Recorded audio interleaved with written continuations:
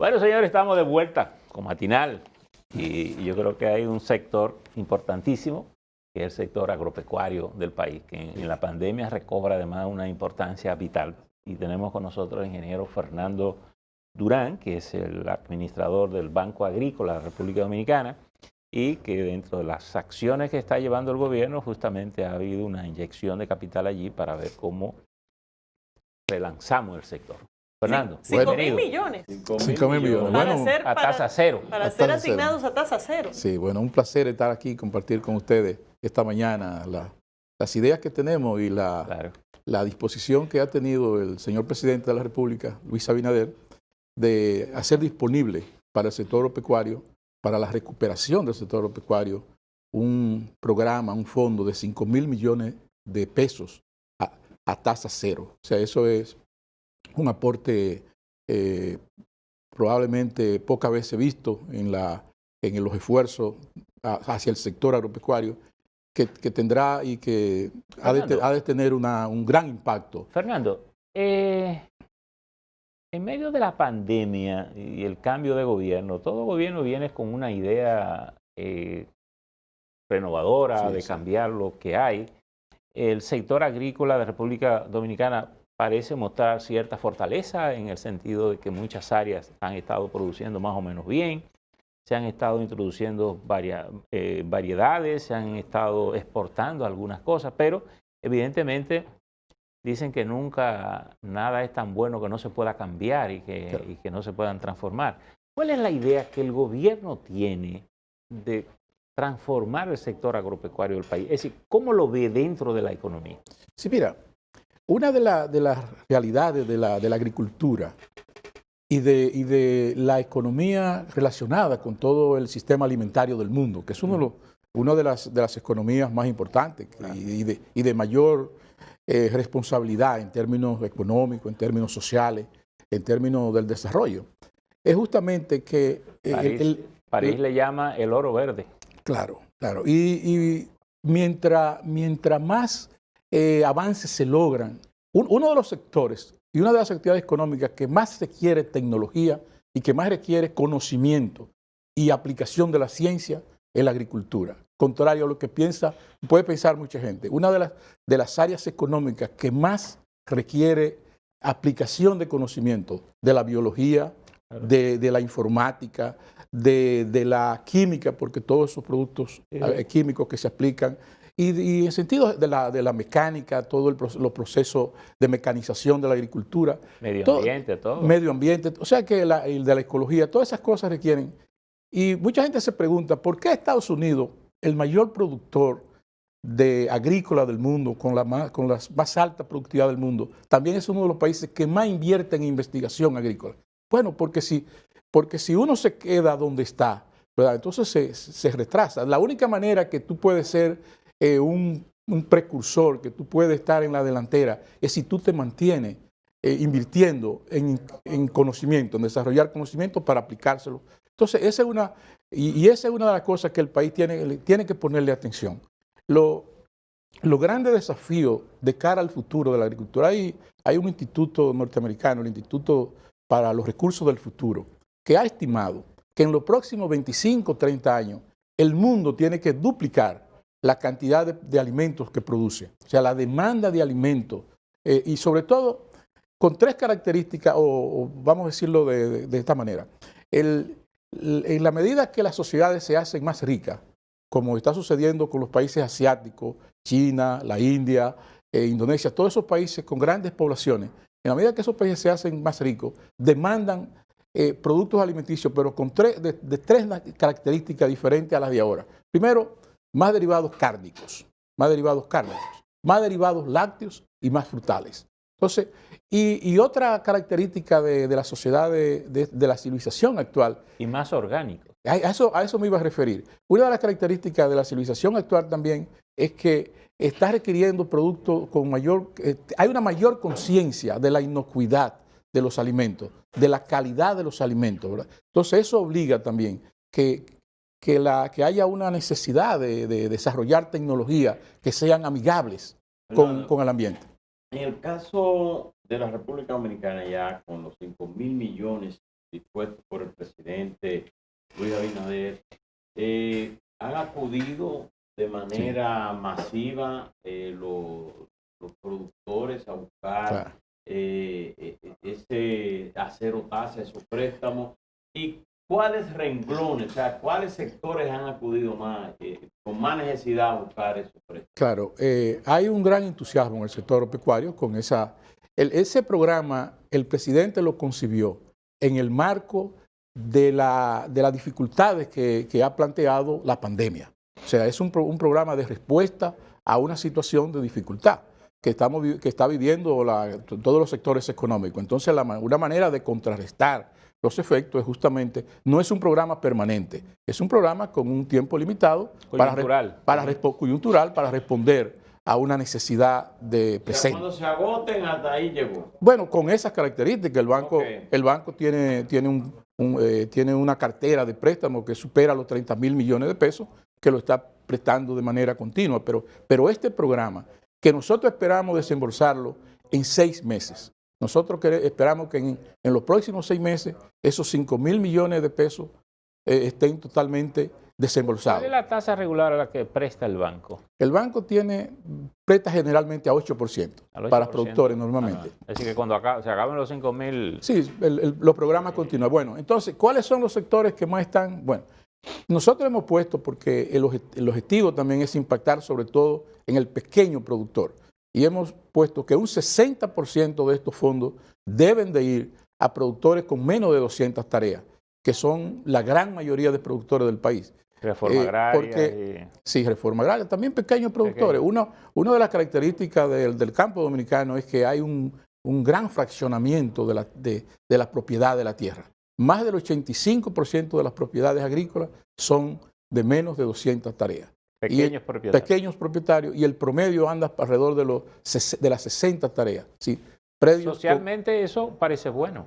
Sí, socialmente eso parece bueno. Si nosotros lográramos mejorar la productividad en esos lugares. Y ese es uno de los esfuerzos que nosotros, de los enfoques que estamos tratando de aplicar con fuerza. Pero esos préstamos de esas personas que han acudido, ¿van para capitalizarse o para pagar deuda o para producir? No, es exacto. Estos préstamos van principalmente a nuevas actividades, no a lo que ya existe, porque la idea es agregarle el que no producción a la oferta que ya tenemos. Exacto. Nuevo. ¿Qué condiciones estamos requiriendo? Primero, que ser productor reconocido, ¿verdad? Ser un productor agrícola reconocido, con predios propios, con predios arrendados o con predios cedidos, siempre que demuestren que hay una formalidad en esa. Saber dónde va a sembrar. Saber dónde va a sembrar. Esa es la primera condición. La clasificación, que es un tema muy fuerte en los sistemas financieros, la clasificación del cliente no va a ser para estos 5.000 millones de pesos un impedimento para tener acceso a ello.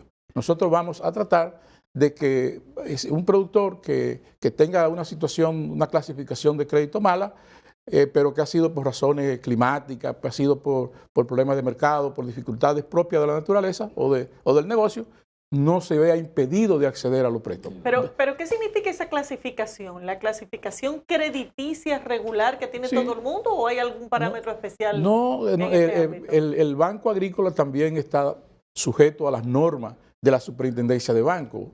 Como todos los bancos, tiene que hacer un informe diario, tiene que clasificar los clientes, tiene que categorizar los clientes. Entonces, hay clientes que están en un estado que tienen mal crédito, que tienen una mala clasificación. Nosotros ¿Quiénes son esos clientes? Porque aquí hubo una discusión, creo que en los años final del 70 y tanto, 80 y tanto, incluso que creo que estaba apoyada por los Estados Unidos, incluso los organismos de Estados Unidos, de cerrar el Banco Agrícola porque se entendía que era dinero que se perdía. Sin embargo, en un estudio que se hizo a propósito de eso, se determinó que el nivel de recuperación de la banca era sorprendentemente atractivo, más del 90%, y que donde había problemas en el Banco Agrícola era en aquellos préstamos otorgados a dirigentes políticos que por razones de influencia le prestaban un dinero y que para hacer finca cuando tú no eras nunca ganadero, cuando cambiaba el gobierno, pero no al pequeño productor. Eso es así. Y la experiencia de la banca regular, como el banco BHD y todo, en esas pequeñas bancas, es que la gente paga casi el 100% de sus préstamos. Así es, está demostrado que préstamos de palabra, ¿no? Está demostrado que los microempresarios, los pequeños, esos pequeños préstamos a veces son más seguros que los grandes préstamos. Ahora, la verdad es que la agricultura es una actividad con alto riesgo. O sea, está sujeta sobre todo a los fenómenos climáticos que son impredecibles. O sea, y por eso estamos tratando también de fortalecer el sistema de seguro hacia la agricultura. Pero el Banco Agrícola también es un préstamo bastante especializado. Que a veces, que sobre todo en el país, la banca privada no ha recibido, no tiene todo el atractivo para ir a financiar el sector, porque hay una realidad, y es que solo se financia lo que es rentable, por lo menos el que tiene la banca privada, el que pone capitales para financiar, para prestar y generar una renta, solamente quiere tener la seguridad. Fernando, aunque eso como que parece contradecir el ambiente, porque uno ve gente del sector agrícola con una millonada y yo que debí quedarme en el campo produciendo. No, claro.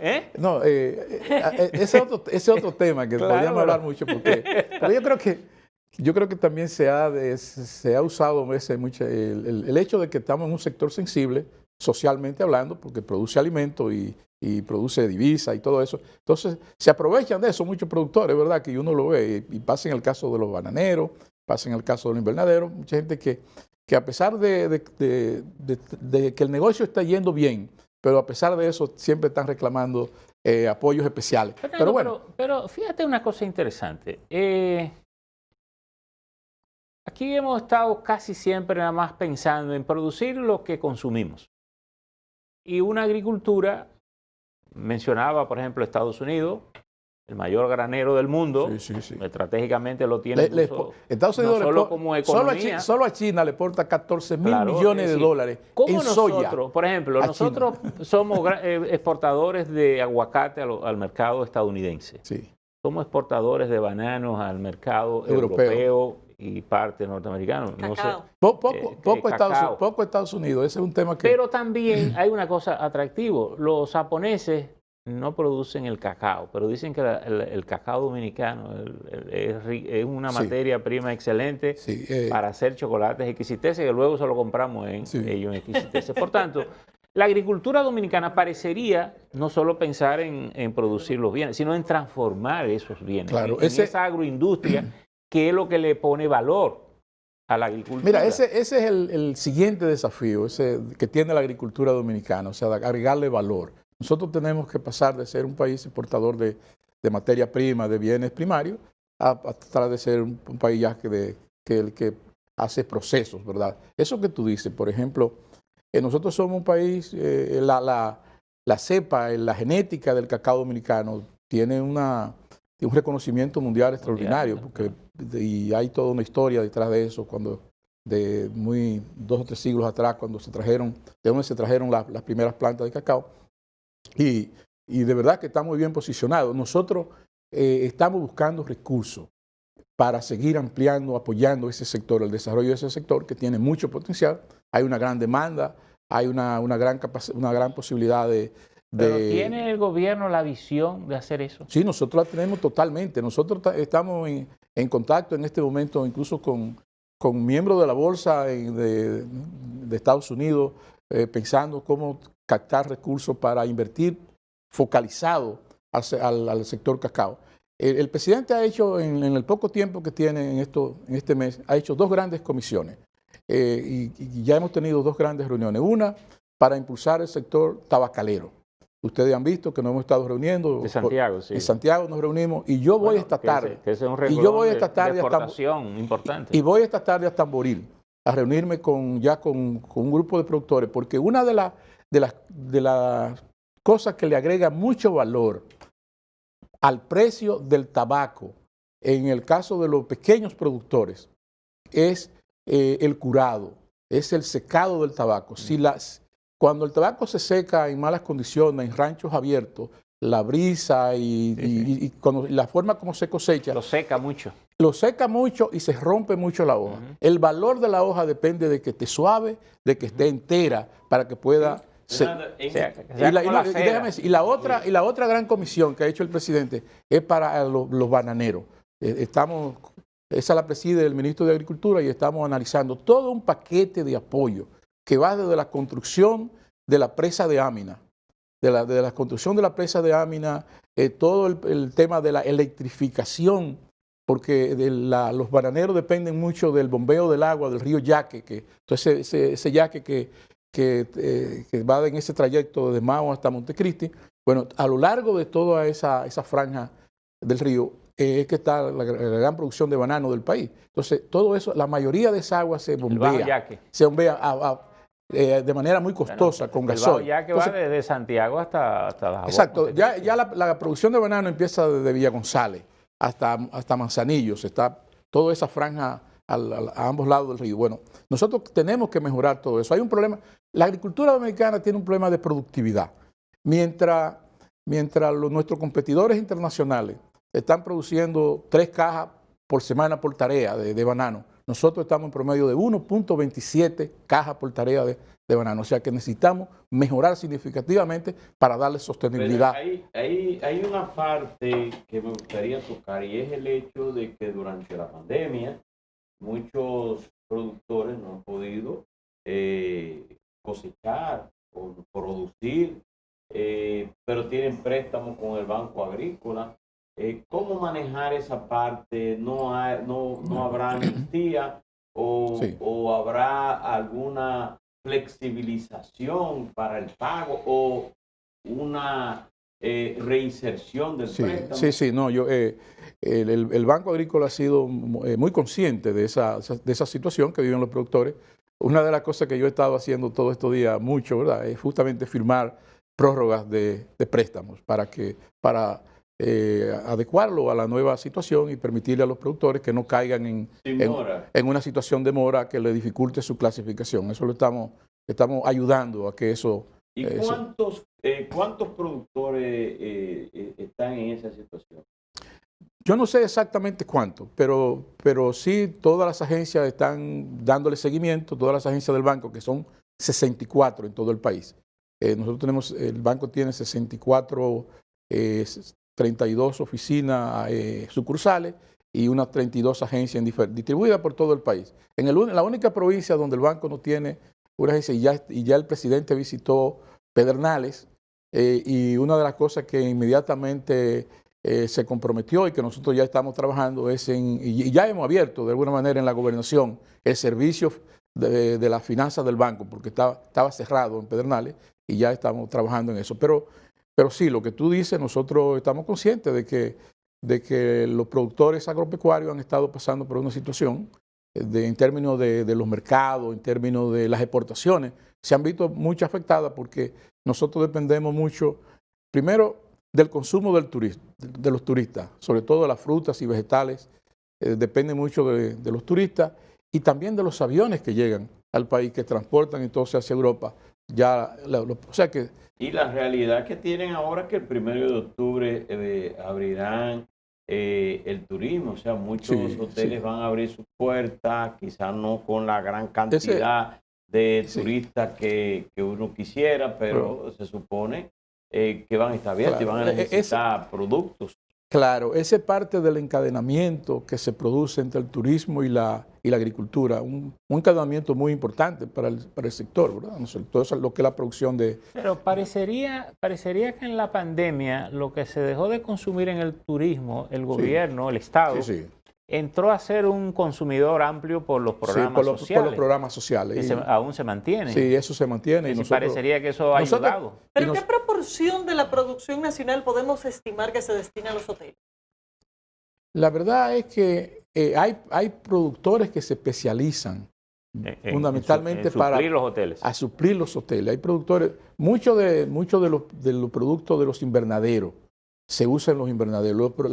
Las frutas como la lechosa, como la sandía, como el melón, son productos. Yo no te puedo decir con exactitud qué proporción, pero sí estamos hablando de un negocio importante de yo supongo que supera los 30.000, los 40.000 millones de pesos en el año. Que los presos de Moca, y yo creo que tú estabas en ese recorrido, tienen un proyecto de producción de un, ¿cómo se llama? Es como una fruta verde para las ensaladas. Ah, Tayota. No, eso es un asunto. Y en el patio ellos tienen ese cultivo y la tienen contratada con un hotel de Punta Cana que viene a la corta y se la paga en un sistema que ellos tienen económico ahí. Y toda la producción de queso, o sea, que hay muchas queserías. Huevo, hay muchas queserías en el este que dependen. Ingeniero, hay otros fondos que el gobierno ha dispuesto para préstamos blandos y que han generado quejas. Por ejemplo, el caso de las MIPYMES, que a pesar de que también se destinaron fondos especiales para eso, se quejan de que no les llegan. En el caso de estos fondos, que son 5.000 millones de pesos, ¿cuántos productores ustedes estiman que se van a beneficiar de forma directa de estos préstamos? Nosotros esperamos que se beneficien por lo menos unas 500.000 tareas. Unas 500.000 tareas de tierras.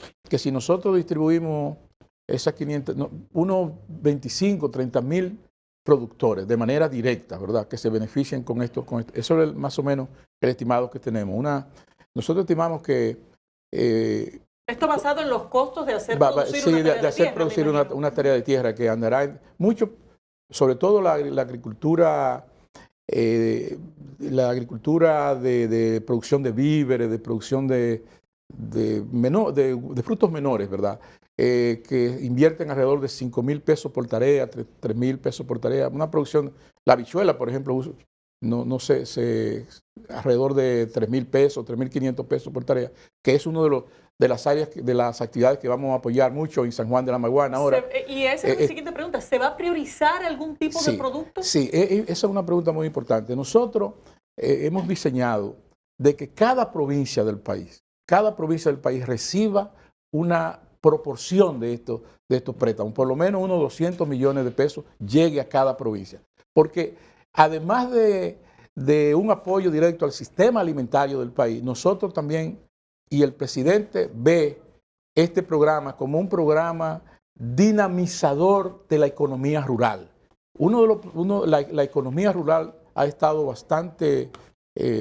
con bastantes dificultades en los últimos años, y la pobreza rural casi duplica la pobreza, el promedio nacional, la pobreza urbana. Entonces, estos fondos nosotros queremos que no solamente contribuyan a que sean un apoyo para el sistema alimentario, a producir alimentos. Tiene 3 objetivos fundamentales expresos en el programa. Primero, producir alimentos, apoyar la producción agrícola. Segundo, que sean proyectos generadores de empleos, que contribuyan al encadenamiento productivo, a generar empleo. Y tercero, que generen divisas para proyectos y lo que ustedes mencionaban al principio, nosotros también parte de estos fondos lo vamos a dedicar a apoyar la tecnificación de la agricultura, la automatización de la agricultura, con inversiones en sistemas de riego, en energía solar, en todo lo que es equipamiento, todo lo que es...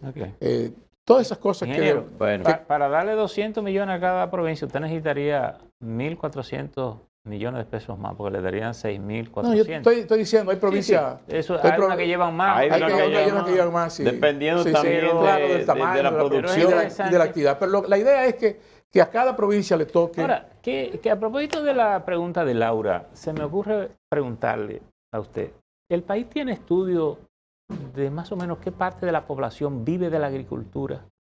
¿Esos estudios se han hecho aquí? Mire, son cosas que... Sí, yo he visto algunos estudios, incluso recién en estos días he estado conversando con algunos amigos que se dedican a hacer estudios socioeconómicos, justamente porque nos interesa hacer algunos estudios que caractericen la realidad del sector agropecuario. Y ese es uno de ellos.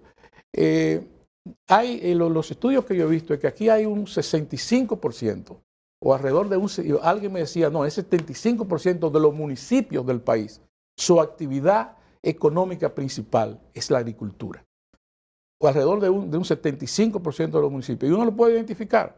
Cuando uno va al municipio de San Juan de la Maguana, San Juan de la Maguana es agricultura, es habichuela, es maíz, es arroz, y es la actividad económica fundamental. Cuando uno va a Constanza, la actividad fundamental de Constanza, y estoy hablando de municipios, incluso municipios como Jarabacoa, que tiene mucho turismo, pero su actividad fundamental es la producción de flores, la producción de plantas, los vegetales, la producción de exportación. La propia Vega, Constanza, la papa, la producción principal económica de La Vega el arroz, es el arroz, el plátano, los vegetales orientales de exportación. O sea, cuando uno se va municipio por municipio, uno se encuentra. ¿Garantiza el gobierno a los productores adquirirle sus productos durante esta pandemia para los planes sociales, a los fines de que se utilice mucho mejor? Miren, nosotros hemos definido y estamos trabajando de manera muy articulada en el sector agropecuario con el liderazgo del ministro de Agricultura, que es una persona con una gran vocación de trabajo en equipo. Lincoln Cruz. Y permanente estamos en consulta. Nosotros estamos trabajando, INESPRE, y para contestar tu pregunta, nosotros, una de las cosas que queremos desarrollar, que es una de las características, yo pienso, de la nueva agricultura, es la siembra por contrato. La siembra por contrato, porque si no hay una garantía de cómo se va a realizar la cosecha, cómo se va a realizar en los mercados lo que uno produce, hay dificultad, incluso para el Banco Agrícola. Nosotros que estamos trabajando fuertemente en eso, nos vamos a acercar todavía, y con INESPRE estamos en esas discusiones con los supermercados para ver si nosotros logramos que haya una mayor conexión entre la producción, los proyectos que financia el Banco Agrícola y los mercados. Se ha dicho. Hay muchos proyectos, y termino con esto. Sí. Hay muchos proyectos, hay un gran interés por la pitahaya, porque hay una gran demanda, es una fruta muy agradable. Antes a uno se lo dejaba a los pájaros, a los suriñoras, a los carpinteros. Muy rica en vitaminas. Hay muchas personas y proyectos interesantes, incluso muchos jóvenes, porque es una fruta con un gran valor en los mercados. Creo que tiene pero la una de las cosas que se da en zona seca. Y se da en zona seca. Y una de las cosas que nosotros le estamos siempre comentando a los que nos están planteando proyectos de financiamiento, que nosotros lo vamos a hacer, pero asegurémonos de que eso va a tener mercado. Porque unas cuantas fincas van a saturar el mercado local. Si no le buscamos mercado. Finalmente, una cosa. Estamos sobregirados. Estamos sobregirados. Pero se ha dicho que el presidente le pidió al presidente Hipólito Mejía que lo ayudara en el sector agropecuario. ¿Qué tanta incidencia tiene él en cohesionar el equipo? No, yo creo que sí, que el presidente es un gran mentor de todos nosotros. Ustedes saben que yo siempre he trabajado toda la vida con el presidente Mejía y estamos permanentemente con Limber, o sea, Limber él está cohesionando el equipo. Claro, cohesionándolo y dándonos consejos sobre por dónde ir. Fernando, muchísimas gracias por su participación en el día de hoy. Ustedes, amigos televidentes, también muchísimas gracias. Nos vemos mañana aquí en otra nueva jornada de Matinal.